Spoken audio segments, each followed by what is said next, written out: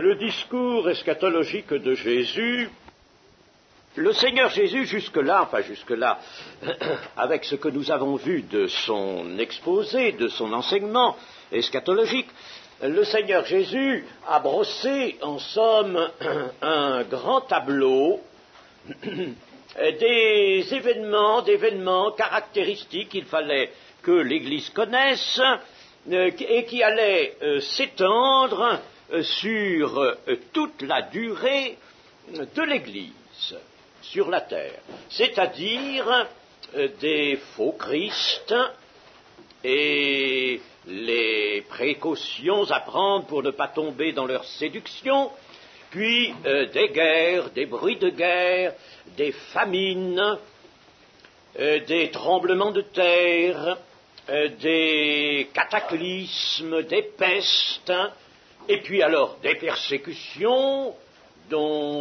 sur lesquelles le Seigneur a donné quelques détails, persécutions sévissant même jusque dans le sein des familles, un membre d'une famille dénonçant aux autorités hostiles ceux qui étaient dans la foi. Voilà, n'est-ce pas, le tableau général brossé par le Seigneur. Et alors là, maintenant, il y a une charnière, si je puis m'exprimer ainsi, dans le discours du Seigneur Jésus. Il va arriver dans les deux premiers synoptiques, c'est-à-dire Matthieu et Marc, aux signes, véritablement, aux signes qui vont marquer la fin. Signes et événements qui se tiennent, mais des événements qui vont, eux, occuper non pas tout le temps de l'Église, mais particulièrement la fin de la fin des temps, c'est-à-dire la fin du temps de l'Église. Mais l'évangéliste Luc intercale, lui, entre la fresque générale sur les temps de l'Église, toutes les douleurs, le temps des douleurs et des persécutions. Après cette fresque, Luc intercale quelque chose qui lui est particulier, que nous allons étudier ce matin. C'est donc dans le chapitre 21 de Luc, les versets 20 à 24. Lorsque vous verrez Jérusalem investie par des armées, sachez alors que sa désolation est proche. Alors que ceux qui seront en Judée fuient dans les montagnes, que ceux qui seront au milieu de Jérusalem en sortent, que ceux qui seront dans les champs n'entrent pas dans la ville, car ce seront des jours de vengeance pour l'accomplissement de tout ce qui est écrit. Malheur aux femmes qui seront enceintes et à celles qui allaiteront en ces jours-là, car il y aura une grande détresse dans le pays et de la colère contre ce peuple. Ils tomberont sous le tranchant de l'épée, ils seront emmenés captifs parmi toutes les nations, et Jérusalem sera foulée aux pieds par les nations, jusqu'à ce que les temps des nations soient accomplis. Amen.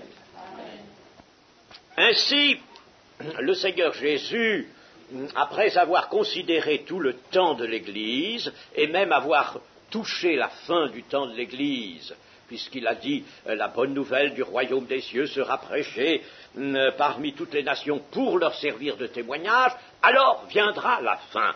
Alors il est allé toucher donc la fin de ce temps, et puis il revient en arrière. Mais si nous avions assisté à cet exposé du Seigneur, nous aurions fort bien saisi. C'est plus difficile peut-être pour nous de saisir dans le texte, mais lorsque on l'énonce, il est beaucoup plus facile de saisir ce retour en arrière. Lorsque vous verrez Jérusalem investie par des armées, sachez alors que la désolation est proche. De toute manière, lorsque vous verrez Jérusalem investie, c'était dit à des disciples qui, eux, allaient voir bientôt cet événement. ils allaient bientôt assister à la ruée des légions romaines sur Jérusalem, cela en l'an 69, et le dénouement de cette guerre survenant en l'an 70. Donc ils allaient voir cela, et vous voyez que pour eux c'était très clair, lorsque vous verrez Jérusalem investie. Dès que vous le verrez, alors là, le Seigneur situe bien sa parole. Sachez alors que la désolation est proche. La désolation, je vais vous dire quelque chose sur ce mot. Mais certaines personnes ou certains commentateurs ont voulu que ces versets que nous venons de lire s'adressent aux Juifs. Mais véritablement, c'est quelque chose d'attristant que de voir vraiment comment on peut détourner la parole du Seigneur de son objet. Voyons, on dit, n'est-ce pas, ça, c'est pour les Juifs. Je vous ai même dit que j'ai entendu des personnes autorisées, c'est-à-dire, n'est-ce pas, qui avaient un rôle dans l'Église, prétendre même que tout le discours eschatologique était pour les Juifs. Alors là, il y a bien des personnes qui disent, ah mais ça, attention, ce sont quelques versets pour les Juifs. Mais c'est pas vrai. Les Juifs, entendons, les Juifs non convertis, n'est-ce pas, les Juifs qui étaient restés dans l'hostilité à l'égard de Jésus. Mais c'est faux. Voyons, lisons bien, verset 20. Lorsque vous verrez Jérusalem investie, vous, qui c'est vous? Ce sont les disciples, ce sont les apôtres.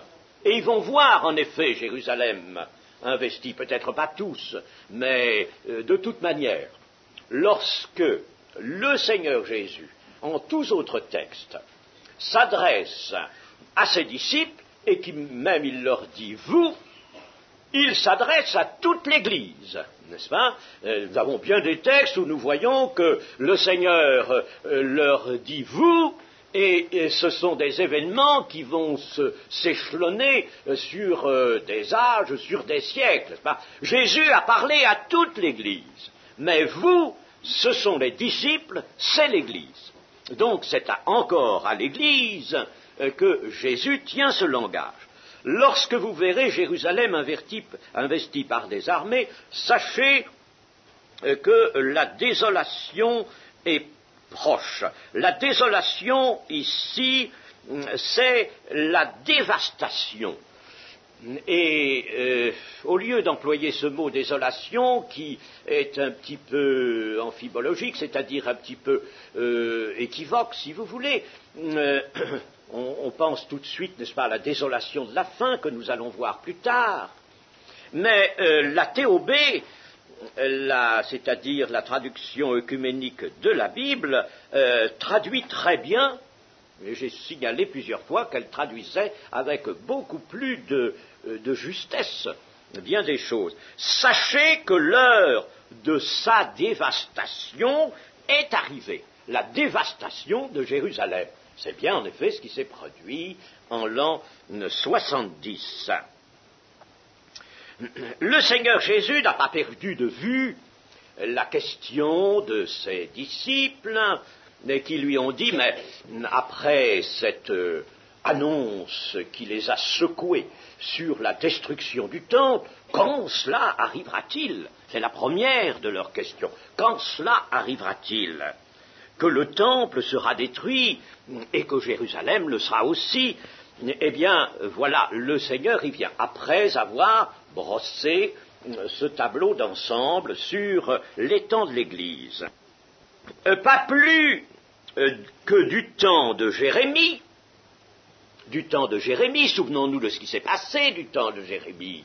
Jérémie qui annonçait la destruction de Jérusalem et du temple, et qui risquait sa vie. Il l'a risqué de très près, n'est-ce pas, sa vie à ce moment-là. Eh bien, pas plus de son temps qu'à cette époque, à ce moment, il ne faudra pas que l'Église l'Église. C'est l'Église, nous avons vu, lorsque vous verrez que l'Église, mais l'Église qui est très peuplée encore et restera pour un temps très peuplée de Juifs convertis, il ne faut pas que l'Église espère que Dieu sauvera la cité sainte par son intervention. Voilà déjà quelque chose, n'est-ce pas, que le Seigneur Jésus veut bien leur faire entendre. N'est-ce pas? Ne croyez pas que Dieu va intervenir. Je vous ai déjà dit que dans l'esprit des apôtres, il devait y avoir une suite, une continuité. Jérusalem, le temple, c'était acquis pour toujours, ça allait rester là, c'était dans le dessein de Dieu, bien sûr, mais eux ne voyaient pas qu'il y aurait un changement, une cassure, n'est-ce pas? Voyez-vous? Alors là, le Seigneur Jésus le sent très bien. Il lit dans leur cœur. C'est pourquoi il va déjà leur montrer que Dieu ne sauvera pas la cité sainte par son intervention. C'est bien la dévastation de Jérusalem et du temple qui doit survenir. Bien sûr, n'est-ce pas, les disciples là de Jésus, qui sont tous des Juifs, ont un peu le cœur pincé. J'étais très attaché, sentimentalement par là, mais aussi par d'autres liens que cela, des liens qui n'étaient pas étrangers quand même à leur esprit. Pendant 3 ans, ils avaient écouté le Seigneur Jésus. Alors, ils ont le cœur pincé, et ils sauront, et il faut qu'ils sachent, que Dieu ne conserve pas sa ville en ce moment de l'histoire. Le moment de l'histoire est arrivé où Dieu ne veut plus conserver cette ville. Il ne le voulait plus du temps de Jérémie, il fallait que Nebuchadnezzar vienne, il ne fallait pas s'opposer à Nebuchadnezzar. Jérémie le disait assez, ne vous opposez pas, parce que si vous vous opposez, vous mourrez. Mais ne vous opposez pas, c'est le plan de Dieu. Il livre sa ville aux ennemis. Et cela, bien entendu, en raison des infidélités si nombreuses et si épouvantables qui étaient celles du peuple du temps de Jérémie. Mais maintenant, ce qu'il y a, c'est le refus par une fraction d'Israël importante, le refus du Messie. Or, c'est un grand événement, n'est-ce pas? Et cet événement va aboutir à l'abandon de la ville de Jérusalem. Alors, puisque c'est le plan de Dieu, il faudra que les disciples, les Juifs devenus membres de l'Église, gardent la distance nécessaire avec la résistance de Jérusalem contre l'armée romaine. Il va y avoir résistance, bien sûr, de cette fraction importante des Juifs qui, eux, n'ont pas reconnu Jésus et par conséquent restent des Juifs sous la loi et naturellement ils vont lutter, c'est contre eux que les armées romaines viennent, ils vont se défendre. Mais les disciples, attention, ne vous mêlez pas de ça. Ne vous mêlez pas de ce conflit, alors que ceux qui seront en Judée fuient. Allez-vous-en, fuyez dans les montagnes. Que ceux qui seront au milieu de Jérusalem, ils en sortent, les disciples, ils en sortent. Et que ceux qui seront dans les champs n'entrent surtout pas dans la ville. Ils seraient mêlés nécessairement au combat. Voilà ce que dit le Seigneur Jésus, n'est-ce pas, à des Juifs qui sont maintenant membres de l'Église. Il faut donc qu'ils gardent leur distance avec la résistance que Jérusalem va opposer à l'armée romaine.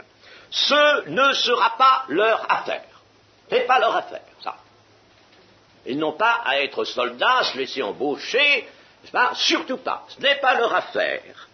Pas plus qu'aujourd'hui, nous n'avons à entrer dans l'armée de l'État d'Israël. Il y a quelques chrétiens qui ont voulu aller s'embaucher là-bas, soit à titre civil, soit même quelques-uns à titre militaire. Enfin, c'est une méprise absolument grave de la vocation sur la vocation chrétienne.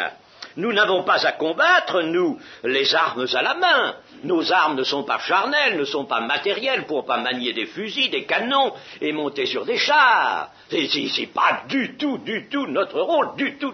Il faut que nous nous en abstenions. Pas plus que nous n'avons d'ailleurs à nous passionner même pour la stratégie, je parle de la stratégie de la défense qu'Israël oppose et a opposé en différentes guerres à ses ennemis.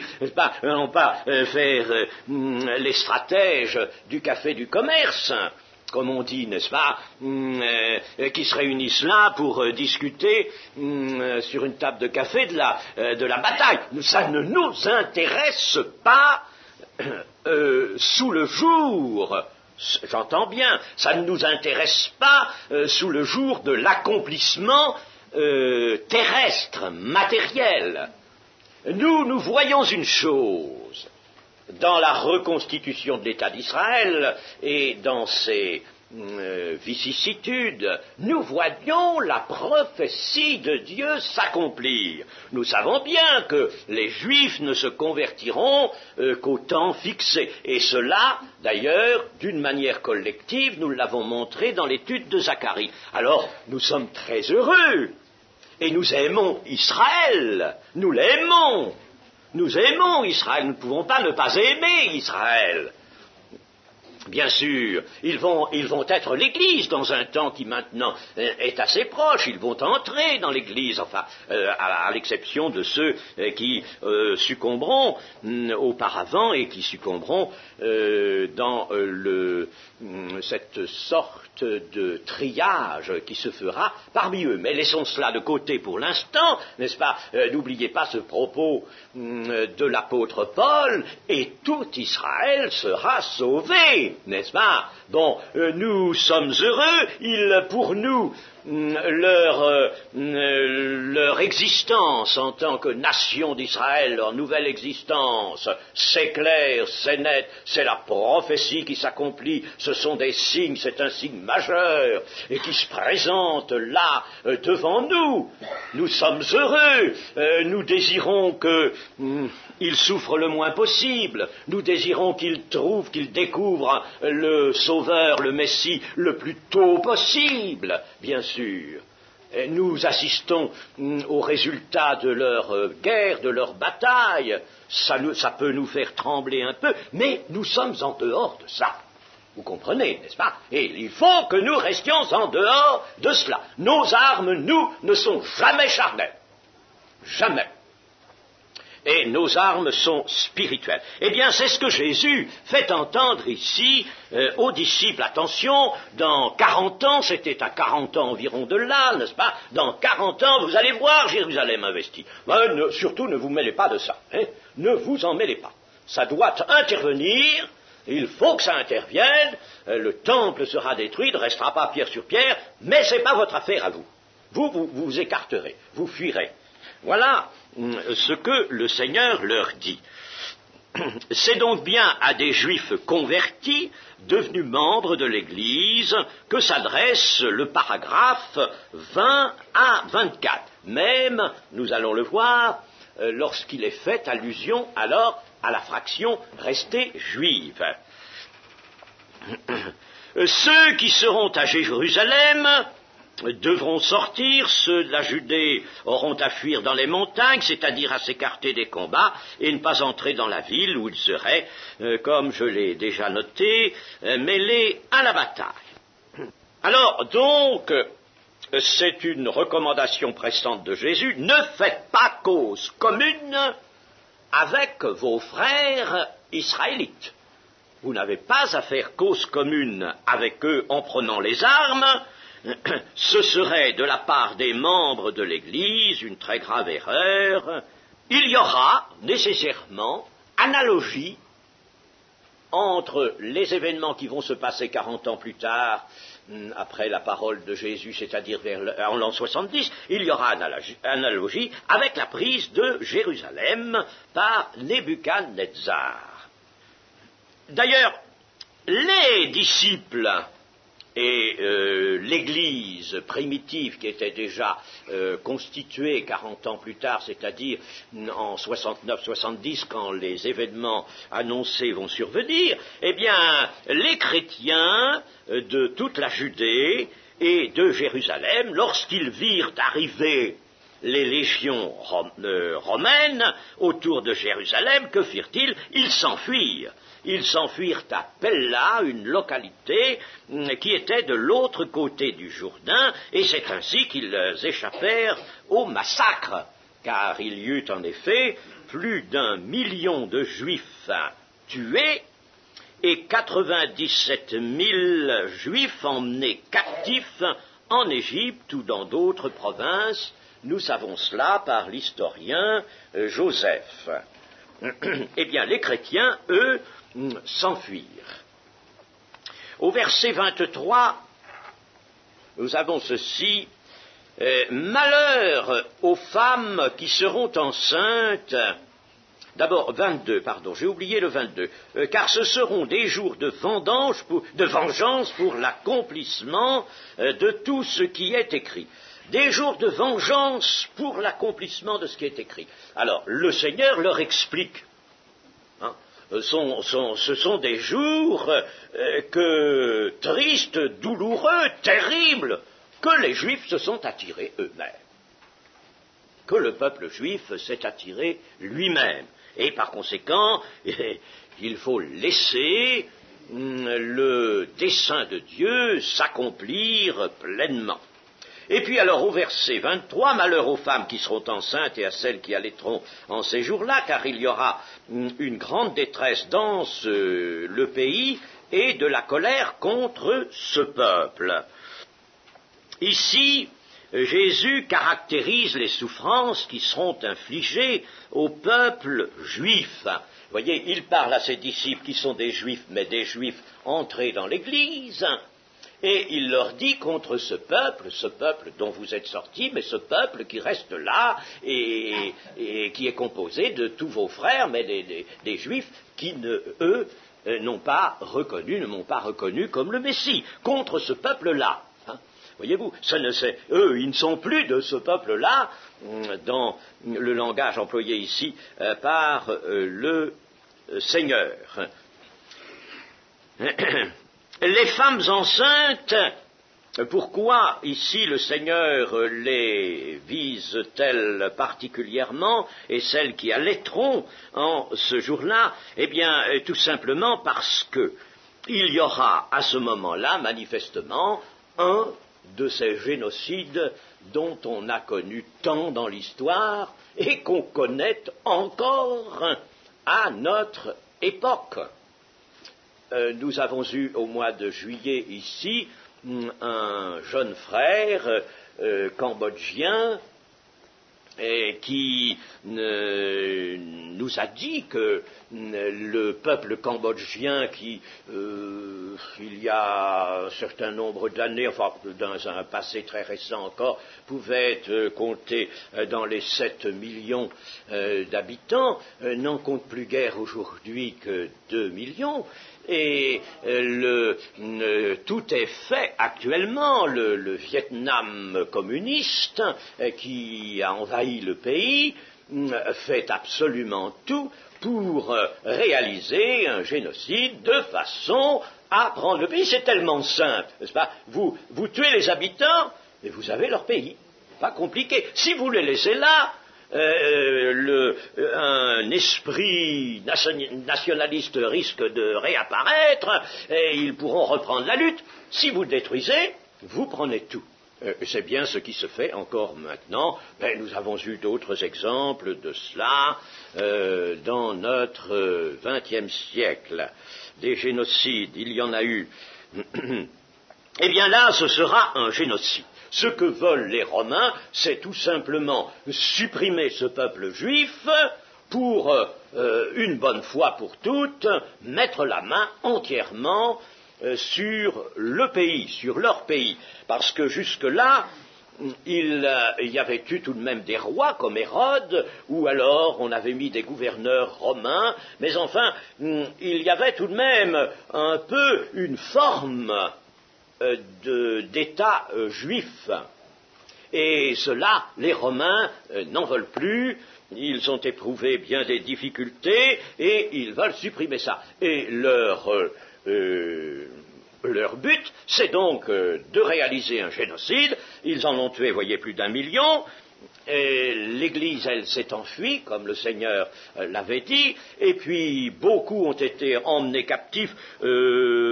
Joseph nous donne le chiffre de 97 000, il est peut-être inférieur à la réalité. De tout sens, ils ont vendu comme esclaves tous ceux qu'ils ont fait prisonniers. Ils les ont vendus comme esclaves. Et voilà, maintenant le peuple juif pour eux est liquidé. Il y en a bien quelques-uns qui se sont échappés, qui reviendront, mais au cours des années suivantes, jusque l'an 300-350 à peu près, la population juive qui subsistera encore un peu là en Judée finira par disparaître presque complètement. Donc c'est un génocide. Et quand on faisait un génocide de ce temps-là, nous l'avons étudié ici cette année, que faisait-on? Eh bien, quand il y avait des femmes enceintes, on leur perçait le ventre. N'est-ce pas? C'était cette coutume guerrière que nous avons vue dans Amos chapitre 1 et verset 13. Ainsi parle l'Éternel, à cause de 3 crimes des enfants d'Ammon, même de 4 je ne révoque pas mon arrêt, parce qu'ils ont fendu le ventre des femmes enceintes de Galaad, afin d'agrandir leur territoire. Voyez-vous, pour prendre le territoire de Galaad, eh bien, ils ont fendu le ventre des femmes enceintes, ce qui veut dire qu'ils ont tué la progéniture. Là, ils suppriment toute progéniture. Et les femmes qui allaitent, la même chose, elles et leurs bébés, n'est-ce pas, sont mis à mort. Parce que c'est la progéniture, il faut supprimer la progéniture. Il ne s'agit pas de supprimer seulement les personnes adultes et puis de laisser subsister les enfants, il faut tout détruire. Alors, les femmes enceintes étaient donc particulièrement visées dans une situation qui tendait au génocide. Et c'est pourquoi, ici, le Seigneur dit malheur aux femmes qui seront enceintes et à celles qui allaiteront. Mais parmi la fraction juive non convertie au Messie, n'est-ce pas? Car il y aura une grande détresse dans ce pays et de la colère contre ce peuple, la colère pour détruire ce peuple. Alors elles seront, elles, l'objet de sévices plus grands encore que le reste du peuple. Ensuite, nous avons le verset 24. Ils tomberont sous le tranchant de l'épée, ils seront emmenés captifs parmi toutes les nations, et Jérusalem sera foulée aux pieds par les nations jusqu'à ce que les temps des nations soient accomplis. Et ce verset, alors, nous montre excellemment que nous avons bien situé ce paragraphe et qu'il s'agit bien, en effet, des événements de 70. Ces événements de 70 qui préludent à la diaspora, on appelle diaspora la dispersion des Juifs parmi toutes les nations. Et c'est ici ce qu'annonce le Seigneur Jésus. Alors, remarquez une chose, c'est qu'au verset 24, le Seigneur ne dit plus vous, il ne parle plus de l'Église, il parle à l'Église, mais il ne parle plus de l'Église. Et il s'exprime, vos frères les Juifs qui ne m'ont pas reconnu, n'est-ce pas, la population, le peuple de Jérusalem et de Judée, Il, voyez-vous, il s'adresse donc à ses disciples. Alors là, ce n'est plus vous qui êtes intéressés, c'est eux. Ils tomberont sous le tranchant de l'épée, ils seront emmenés captifs parmi toutes les nations, et Jérusalem sera foulée aux pieds par les nations. Il y aura donc une prise de possession de Jérusalem par les nations. Jérusalem sera donc abandonnée de Dieu, puisque c'est la volonté de Dieu que ces événements se réalisent, elle est abandonnée de Dieu. Et pourtant, elle appartient à Dieu. Et le prophète Zacharie nous dit bien que l'Éternel, Yahvé, choisira une seconde fois Jérusalem. Mais là, il abandonne sa ville. Jérusalem est donc abandonnée. Les Juifs n'y disposeront plus ni d'un temple, ni d'une autorité quelconque. C'est fini, le petit royaume d'Hérode, c'est fini tout cela.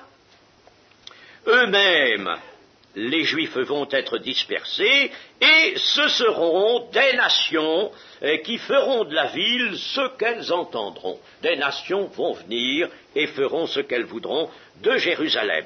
Elles y viendront, elles s'y battront, elles s'y implanteront de façon d'ailleurs précaire, parce qu'une invasion chassera l'autre, et elles y établiront leur propre religion, leur propre culte, car l'expression employée par Jésus, foulée aux pieds, a un sens très large, un sens propre et un sens figuré. Et fouler aux pieds, c'est fouler aussi aux pieds ce que représentait jusque-là Jérusalem, c'est-à-dire l'action de Dieu, la présence de Dieu, la vérité, tout cela sera foulé aux pieds. Les nations viendront donc établir leur propre culte. Et l'histoire nous montre, en effet, qu'après 70, ce furent d'abord les Romains, qui bien sûr eurent toute liberté de s'installer, mais après les Romains, il va y avoir une diminution de la puissance romaine, et même elle va elle-même être surmontée. Alors Jérusalem verra venir en elle des Perses, après ce seront des Sarrasins, puis il y aura des croisés catholiques qui viendront de l'Occident, des croisés qui aussi construiront, voudront s'y établir. Après les croisés, il y aura des Turcs et d'autres étrangers, surtout de l'Orient. Vous voyez, Jérusalem est donc livrée à tout le monde, et personne n'en fait vraiment d'une façon durable sa patrie. Elle est livrée à tout le monde, elle est foulée aux pieds dans tous les sens. Mais ce qui est caractéristique ici, et qu'il faut bien noter, c'est que Jésus met en rapport les temps des nations avec le temps où Jérusalem restera livrée à ces nations-là, foulée aux pieds par ces nations-là. Jésus fait une coïncidence là. Les temps des nations se termineront juste quand Jérusalem elle-même cessera d'être foulée. Autrement dit, c'est Jérusalem, n'est-ce pas, qui sera foulée aux pieds des nations jusqu'à. Alors, quand ça cessera, quand Jérusalem cessera d'être à la discrétion de toutes les nations, alors les temps des nations seront accomplis, c'est-à-dire terminés. Alors, il y a deux périodes qui sont mises en coïncidence de durée. Premièrement, le temps d'abandon de Jérusalem depuis 70, le temps d'abandon de Jérusalem aux nations, et puis deuxièmement, la durée pendant laquelle se prolongera le temps des nations, et ce temps des nations n'a pas débuté là, il est déjà en route, mais sa fin interviendra lorsque Jérusalem sera reprise, elle ne sera plus foulée, alors le temps des nations, lui, il a débuté, non pas avec la venue de Jésus-Christ, comme quelques-uns l'ont dit, on dit tant de choses sans étudier la Bible à fond et comme il convient, il a débuté à Nebuchadnezzar. À Nebuchadnezzar, ce que nous voyons dans le chapitre 2 de Daniel, du livre de Daniel, et au verset, mettons, 36, lorsque Daniel donne l'explication au roi Nebuchadnezzar du songe qu'il a eu et qui lui a représenté une grande statue, la grande statue. Verset 36, voilà le songe, nous en donnerons l'explication devant le roi. Ô roi, tu es le roi des rois, car le Dieu des cieux t'a donné l'empire, la puissance, la force et la gloire. Il a remis entre tes mains, en quelques lieux qu'ils habitent, les enfants des hommes, les bêtes des champs et les oiseaux du ciel, et il t'a fait dominer sur eux tous, c'est toi qui es la tête d'or. Et l'ensemble de la statue, n'est-ce pas, nous représente la suite des nations, le temps des nations. Si bien que là, par un décret formel de Dieu, et il ne faut pas que nous soyons ignorants de cela, c'est un décret de Dieu qui choisit Nebuchadnezzar, Nabuchodonosor II, qu'on l'appelle l'histoire profane, et puis lui dit, eh bien toi tu es le roi des rois, le Dieu des cieux t'a donné l'empire, la puissance et la force et la gloire, et il remet entre tes mains les enfants des hommes, les bêtes des champs et tout, en quelques lieux qu'ils habitent, c'est-à-dire même en Judée, même dans le pays de la promesse. Et depuis, cela a été dit, n'est-ce pas, alors que Daniel était en déportation à Babylone, et lorsque les Juifs reviendront, on reconstruira le temple, c'est vrai, mais jamais la royauté du royaume de David n'aura de consistance et ne s'établira d'une manière réelle. Et l'État juif, car vous savez que les dix tribus, c'est-à-dire le royaume d'Israël avec capitale Samarie, après le schisme survenu à la mort de Salomon, eh bien, ceux-là sont déjà partis. En 720, bien avant la déportation des Juifs à Babylone, ils sont partis, ils ont été emmenés par le roi d'Assyrie. Donc, il n'y a plus, là, de royaume des 10 tribus, il n'y en a plus. Et là, il y avait encore le royaume du sud, c'est-à-dire avec capitale Jérusalem, ce royaume qui comprenait Benjamin et Juda. Il y avait encore ça. Mais maintenant, avec les derniers rois venus de David, mais là, n'est-ce pas, ils ont tellement déplu au Seigneur que le Seigneur les a livrés à leurs ennemis, a permis la destruction de Jérusalem et du temple par Nebuchadnezzar. En somme, Nebuchadnezzar accomplit là une mission que Dieu lui donne, et alors lorsqu'ils reviennent, 70 ans après, ils vont bien rester, mettons, près de 5 siècles dans leur territoire, n'est-ce pas, en Judée et à Jérusalem, mais ils n'auront plus l'autorité qu'ils ont eue, l'indépendance qu'ils ont eue, la prééminence qu'ils avaient sur les autres nations, c'est fini. Et à partir de Nebuchadnezzar, Dieu livre donc l'ensemble de la terre à ce roi-là, lui, en premier. Et vous allez me dire, mais pourquoi? Eh bien, pourquoi? Parce que le peuple juif, qui avait une mission à l'égard des autres nations, ne l'a pas remplie. Il s'est replié sur lui-même, il a considéré tout ce qu'il avait reçu de Dieu comme des avantages qui lui étaient propres, et il les conservait et en jouissait jalousement.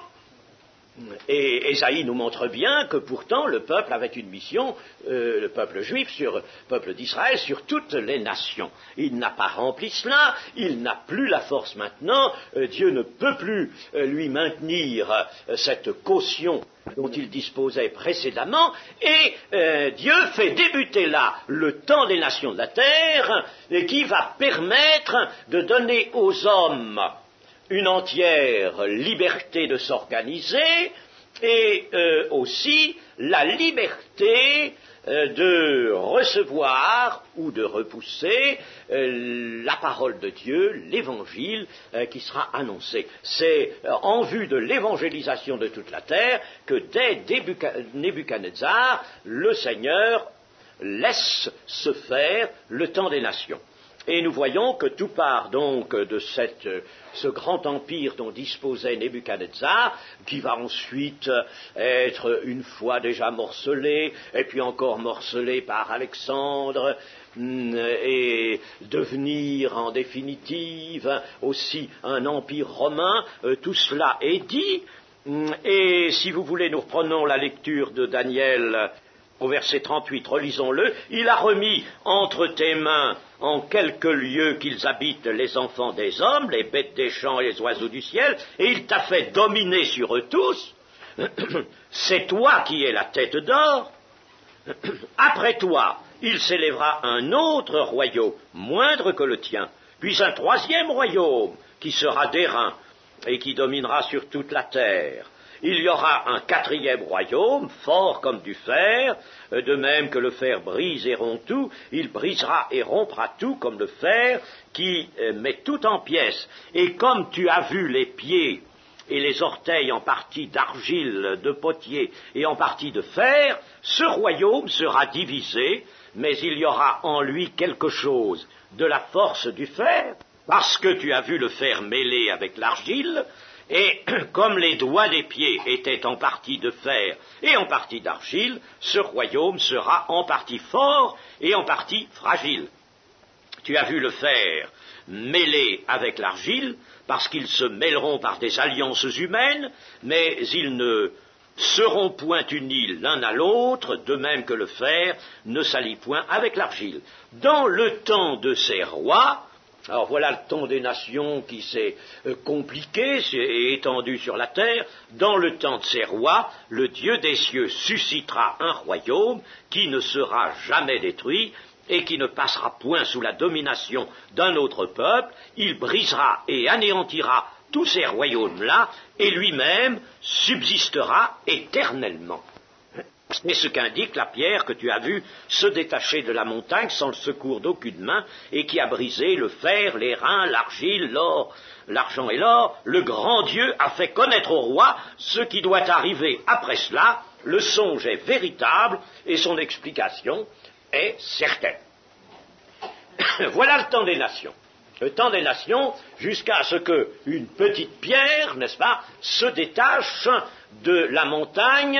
Petite pierre, elle paraît bien petite, insignifiante en grandeur, en volume, par rapport à ces nations auxquelles on prête de la puissance, mais elle vient, elle volatilise tout ce qui fait les nations et elle établit sur la terre un royaume qui est celui de Dieu, le royaume de Dieu, et qui ne sera jamais détruit et qui ne passera point sous une autre domination.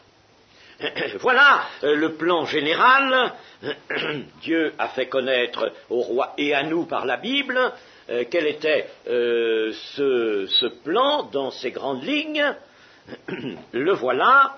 Et le temps des nations, donc, se terminera lorsque Jérusalem ne sera plus foulée aux pieds par les nations.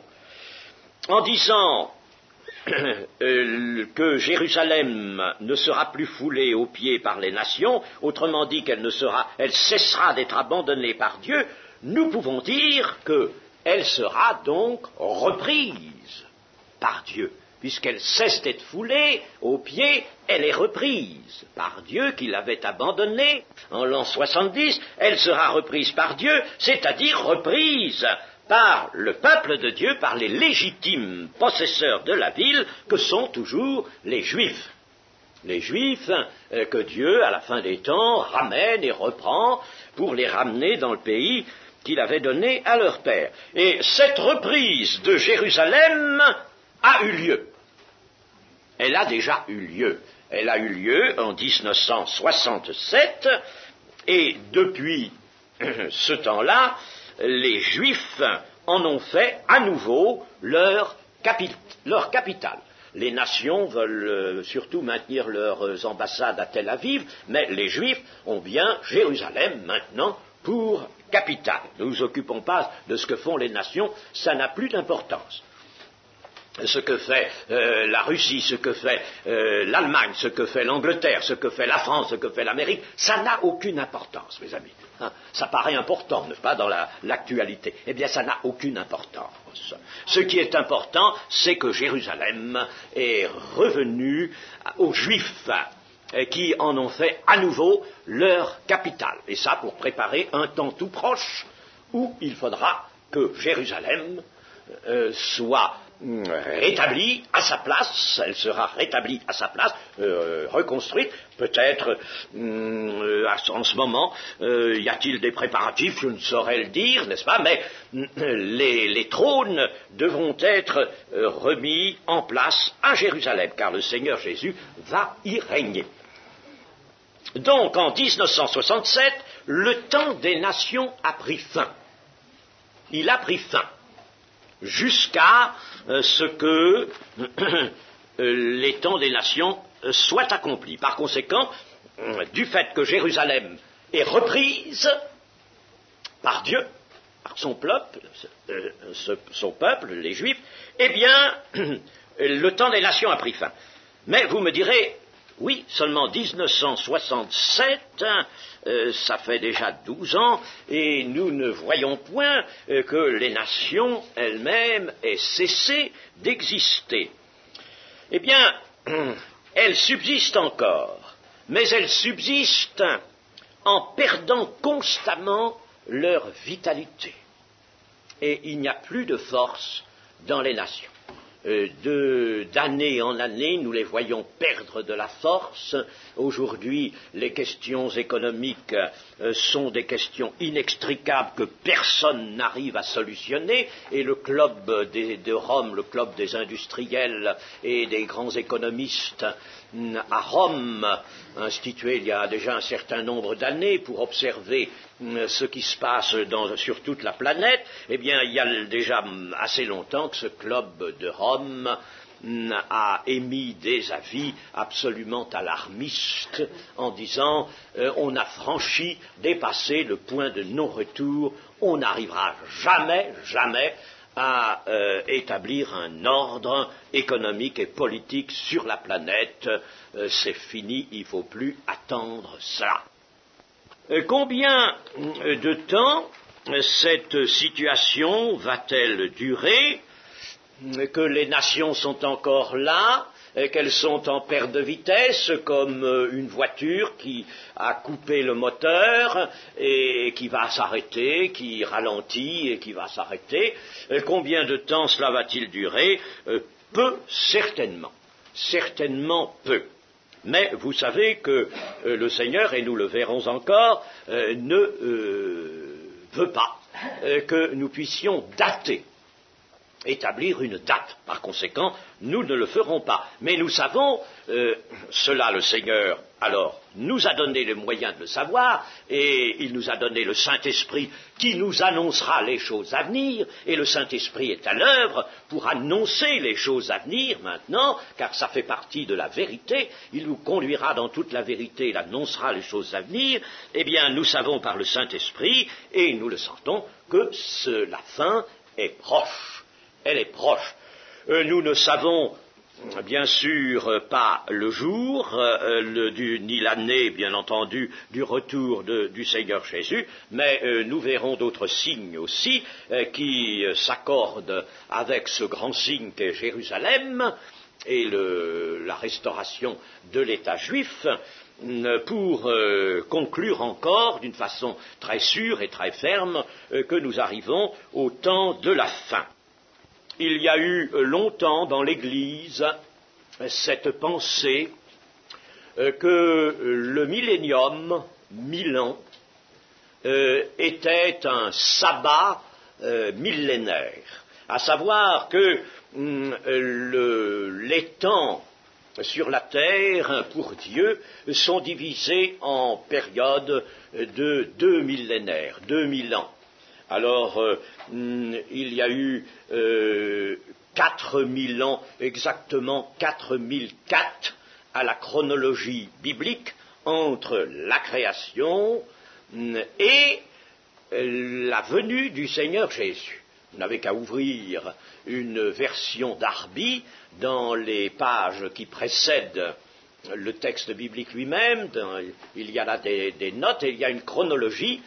Vous la verrez, elle figure dans bien des ouvrages. C'est ce qu'on appelle la chronologie courte. Et il y a là 4004 années jusqu'à la venue de Jésus sur la terre. Alors, 4004, et il y aura bientôt, notre ère aura bientôt 2000 ans. Bien sûr, cela ne peut pas nous permettre d'établir un calcul, mais enfin, nous voyons que nous approchons bientôt des 6000 ans. 6000 ans, si 4004 est un chiffre à retenir, il y aurait 6000 ans en 1996, n'est-ce pas? En 1996, il y aurait 6000 ans. Maintenant, la Bible a tout fait, tout en nous donnant une chronologie qui sert de repère. Elle a tout fait toutefois pour que nous ne puissions pas chiffrer exactement. Mais enfin, cette vue des 6000 ans, c'est-à-dire des 6 jours de 1000 ans, suivi d'un 7e jour qui sera le repos, car le millénium sera un grand repos. Alors, cette vue a souvent été examinée, elle a souvent été considérée comme quelque chose de très plausible. Je ne dis pas non, mais le Nouveau Testament ne nous donne rien pour l'accréditer d'une façon absolument certaine. Mais enfin, nous voyons maintenant, étant donné la proximité du retour de Jésus, que, en nous fondant sur la chronologie biblique, il y aura en effet un ensemble de 6 millénaires suivis d'une période de 1000 ans qui sera le repos de la terre, le repos pendant lequel le Seigneur Jésus régnera sur cette terre. Cela peut vous paraître dans un temps de science comme le nôtre, extraordinaire, que nous fassions remonter la création, et notamment la création de l'homme, à 4004 ans avant notre ère. Mes amis, j'ai la certitude que la science géologique, la paléontologie également, nous présente, des profondeurs de temps absolument invraisemblables et qui servent les théories scientifiques telles qu'elles sont bâties, mais qui n'ont absolument aucune vérité. Et ce n'est pas sans intérêt, il n'est pas sans intérêt de lire certains ouvrages, notamment un livre que j'ai lu il n'y a pas bien longtemps d'un scientifique sur la Terre qui est intitulé La Terre s'en va, et ce savant, qui est tout aussi savant que d'autres, et qui a avec lui d'ailleurs, pour lui, un certain nombre de scientifiques, eh bien, ce savant montre que l'âge de la Terre ne peut pas du tout se chiffrer par des milliards d'années comme le prétend la science reçue, la science officielle. Tout cela est absolument fantaisiste. Et il montre d'une façon très scientifique que l'âge de la Terre ne peut même pas être de 200 millénaires, 200 000 ans. Et il a rétréci encore cet écart en poussant ses considérations, et il a montré que 100 millénaires, c'était encore trop. Pour la bonne raison, une des raisons qu'il avance, en se servant d'ailleurs des données chiffrées que tout le monde peut trouver dans certains ouvrages, eh bien, l'épuisement, le lessivage des continents s'effectue par les eaux de ruissellement à un rythme qui est chiffré, que l'on connaît très bien. Or, en se servant de ces chiffres, il montre que si la Terre avait seulement 200 000 ans, tous les continents seraient tellement lessivés qu'ils seraient descendus dans le fond des océans et qu'il n'y en aurait plus. Par conséquent, déjà, avec cette donnée-là, il est impossible d'accepter cette profondeur de temps que nous disent les savants. Si je vous dis cela, c'est parce que, presque toujours, on me pose la question. Ben oui, mais on nous dit que la Terre est très ancienne et que l'humanité elle-même, maintenant, on fait remonter l'origine de l'humanité, issue, bien entendu, prétend-on, de l'évolution, on l'a fait remonter maintenant à l'ère tertiaire. Pendant un moment, c'était la fin du Quaternaire, qui est chiffré généralement à 1 million d'années, c'était la fin du Quaternaire, puis après on est arrivé à repousser l'origine de l'humanité d'un seul coup comme ça au tertiaire, et puis maintenant on vous la met là, pour ainsi dire, au primaire. Alors tout ça, n'est-ce pas, n'est absolument que fantaisiste, ça résulte des théories, et je veux prendre l'avis d'un grand savant, Pierre Grasset, qui a ce site particulier, c'est sa franchise, sa grande franchise, n'est-ce pas? Eh bien, Pierre Grasset nous dit surtout, ne vous fiez pas trop à ces paléontologistes, n'est-ce pas? Parce que ce sont des gens très imaginatifs et très fantaisistes. Et cela est bien certain. Par conséquent, si la Terre n'est pas aussi vieille qu'on veut bien le prétendre, eh bien, il est évident que l'humanité, elle, n'occupe qu'une toute petite fraction à la fin de cette durée qui peut être assignée à notre planète. Si elle n'a, par exemple, que 100 millénaires, ce n'est même pas certain qu'elle les ait, alors si elle n'a que cela, il est certain que l'humanité et la vie, elle, sur la Terre, n'occupera qu'une petite fraction, et par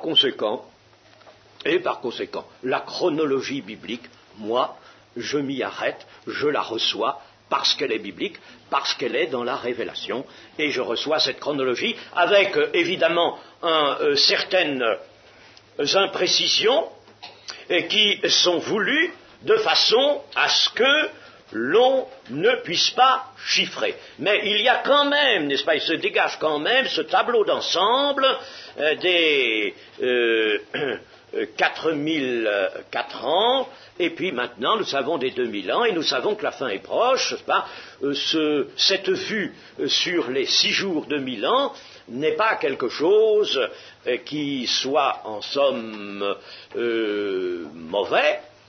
Ce n'est pas assuré parce que ça n'est pas explicitement dit, mais c'est une vue qui est assez acceptable.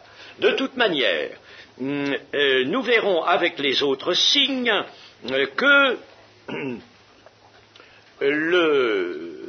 la fin de ce temps ne peut pas être lointaine maintenant et que le Seigneur reviendra prochainement. Amen.